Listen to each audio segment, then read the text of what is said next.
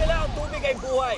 Pero paano kung sa panahon ng kalamidad, bawiin ito ang ibinibigay nitong buhay? Tapos, kaya paalaan namin ngayong panahon ng tag-ulan, maging handa at alerto dahil kaakibat ng malakas at walang tigil na pag-ulan ang hindi maiwasang pagbaha.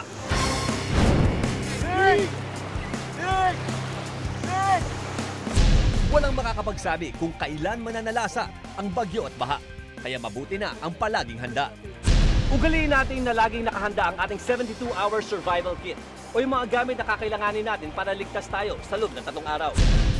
Ilan sa mga ito ang tubig, mga ready-to-eat na pagkain, mga importanteng dokumento, first aid supplies, at gamot, emergency cash, mga damit, flashlight, at pito o kahit anong bagay na pantawag pansin.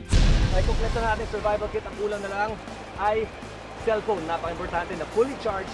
Ipapasok natin sa loob ng mga tinatawag natin mga ziplock bag o yung mga pwedeng iselyo. Tapos, eto, mahalaga, transistor radio na debaterya. Kaya hindi tayo makawalan ng pagkakataon na makinig sa balita. Ang ngit-ngit na kalikasan kapag humagupit, matindi kung lumagasa. Kaya ngayong panahon ng tag-ulan, mag-ingat po tayo at laging maging alerto. At tandaan po, sa anumang insidente, tumawag agad sa Rescue 5 hotline sa numero 922-5155. Dalang Rescue 5 mula aksidente sa kalsada hanggang sa bahay mo.